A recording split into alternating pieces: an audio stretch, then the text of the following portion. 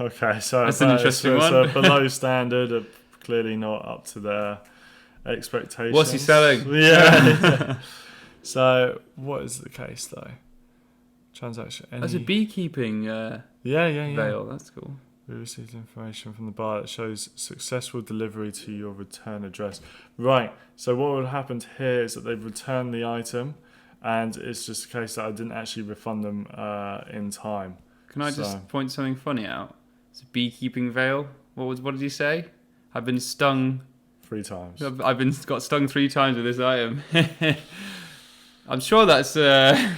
Whoopsie. I just thought we said the word stung. That's what I'm laughing about.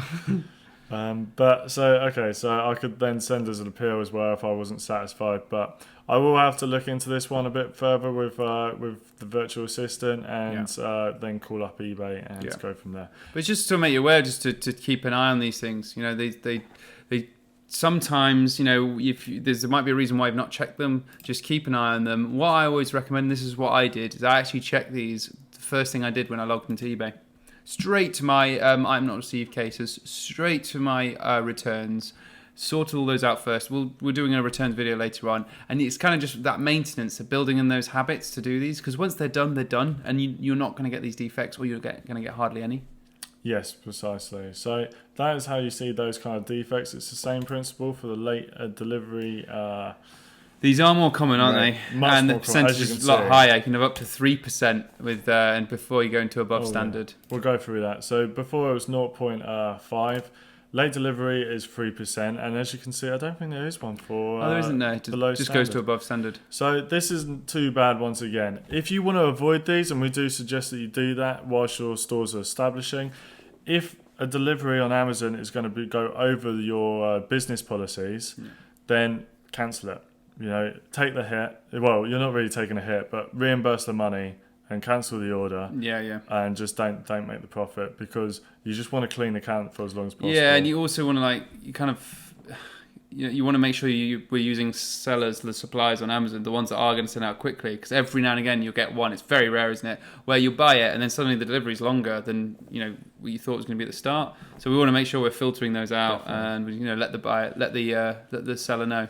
Once again, the buyer, sorry. eBay are pretty good with this. So long as you've got the tracking details on the cases there, or you can provide them when you call them, they can look into it. And quite often I've got like this kind of time of year. I've actually had a few removed because I just said, look guys, it's a really busy time of year. It's nearly Christmas, run up to Christmas. The couriers are getting flooded. It's not me. These guys have been reliable for, I had no reason to doubt them. I think they're just a case that it's a busy time of year. And eBay have gone, I can understand that. And they've removed a couple. So it can be a case of sometimes just telling them a bit of a story, and they'll be fine with that, really. Yeah. But I'm going to get full report. So there's a lot more going on here. Yeah, there's way more. So 7. Look, but again, this is actually quite normal, and this is still good. Anything under 2% is still really good. Yes, precisely. And so I've already had one removed. This was probably a few months ago. As you get to a high-selling store, these automatically get removed for you once every 3 months. Yeah. So which is why I haven't actually kept 2 on top of it. You've got quite You've got quite an even spread as well of them. So on here you can see there's 2 categories. Matt's pointing right now at the tracking indicates late delivery. Now how this comes about is we set our delivery like we did in our business policies, and we set it for 3 days in total. So that's 1 day for handling, up to 2 days for delivery. Now, we've got to upload the tracking during the dispatch time, which is the 1 day. Now, if it's not, and it gets uploaded on an item that's over £20, because they're under £20, they're okay with not putting tracking details up unless the buyer indicates late delivery. So if it goes after that 1 day on an item over £20, the tracking details get uploaded, it can then cause a defect. So, to combat this, what we have done before, we've actually changed that delivery to 2 days. If ever you have an issue, like Christmas, things start to take a little bit longer. The other version, so that's tracking indicates late delivery, which do happen. Again, we've got solutions for it, which is great, and the support group's there to help with these. is the buyers says late delivery. If you want to put your mouse over that one, Matt. So on the next column is that one. Now, normally the tracking indicates late deliveries. There's loads more of them, but Matt's got quite a nice even spread here, which is quite interesting. Now, the buyers says late delivery. It's when they leave feedback. So when they're leaving feedback, they've actually got multiple different star ratings. You can have like 5 stars for one thing. Then they can indicate that the delivery was late, which then unfortunately causes a defect. These can actually be removed. We can actually speak to eBay and show proof, because you can actually check tracking and to see if it was actually on time. And then sometimes they can see it might not be our fault. There might have been a delay that was out of our hands. So again, eBay can favour that. So it's always good to appeal it. They might actually see it from our point of view. Especially with a buyer says late delivery. I've had a few. In fact, I know I've got to get rid of a couple of these, and I can do, because the buyer said late delivery, and when I've checked it on easync, it's like sometimes arrived the next day, maybe the next 2 days. Or this is also to be taken into account, weekends don't count. So if you get the order on Friday, you've actually got till Monday to dispatch it. So that means the delivery doesn't have to be there until Wednesday. Yeah. So that's also something to bear in mind when dealing with late delivery defects. But yeah, I'm not too worried about this. No, these absolutely fine. You know, but fine. If I was worried about it and it was getting, say, like 2.5% or something like that, then what I would do is I would start cancelling all transactions which I know are going to give me a late delivery defect. And putting preventative measures in, like we said, with increasing dispatch time, because that gives it an extra day to be upload those tracking details. That does have its own downsides, but having said that, sometimes it's worth doing, and it's maybe a case that you only do that for, say, a month, like during December, and then you push it back down to the normal after that. That is defects. That's defects in general. And just remember, if you see the defects, don't panic.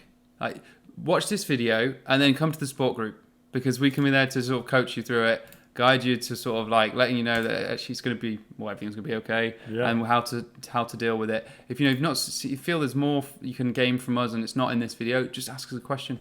We'll help you with this kind of stuff. That's why I want to show you, make sure we showed you in the course, rather than just design a course and then go and then you discover these later on. Why not put them in the course now? Precisely. And one last thing to charge from defects. Yes. I know it's getting long-winded now. Sorry about that. Right. So if you've got GSP on, which you should do, that's global shipping program, so you can sell all around the world. Yeah. You'll notice you're not only rated in the UK and Ireland. They are your main ones. They're the ones you really want to look after. Yeah. But you've got different regions here. So I'm going to go. All the stats, including sales, are actually separated onto these other international sites. So the only thing that carries across all of them is feedback. That's the only thing that they can all see. Otherwise, defects, all this kind of stuff. All broken down. As you can see on the screen, it says a lot of them say 0 out of 0 transactions and that kind of stuff. So depending on where you've sold to. Yeah, and in Germany, as you can see, I'm not a top-rated seller. I'm above standard. No reason other than, I guess it's because it's not my main selling market. No, so you can see at the bottom how many euros done sales there. You can see there's 0 out of 61 transactions. You can see my return rate as well. It's 1 out of 61. And no defects. So I could quickly check global as well. Oh, I'm top rated. I don't know how that works. Top rated. Nothing, and 1.57. Yeah, 1.5% returns. But so you just want to check these as well. I must admit, this is the first time I'm checking. Yes, I'm actually having a look at them. I've had a little look at recently. Yeah. See, it's different with America. Again, we're not going to explain this, but it says how tracking uploaded on time and confirmed. America's a little bit different. I think that's where we're all heading towards. Because in America, any item from like 0 upwards, tracking has to be uploaded within a certain amount of time. In eBay UK, I think Germany as well, we're a little bit more lenient. They don't sort of like tracking it's not as important. That's only been brought in, this year. Uploading tracking, as part of like the late delivery defects. Well, there we go, guys. Bottom line is, do keep on top of your defects. Yeah. Do run a tight ship. Yeah. But if you do get them, don't panic. Just try and resolve them. Yeah. And if you fail to resolve them, it is really a case of try again. Yeah, and and get the help as well. You can speak to us in the support groups. You can ring eBay. I've done that before. I'm like, I don't know what to do. Oh, I don't understand it. Wait.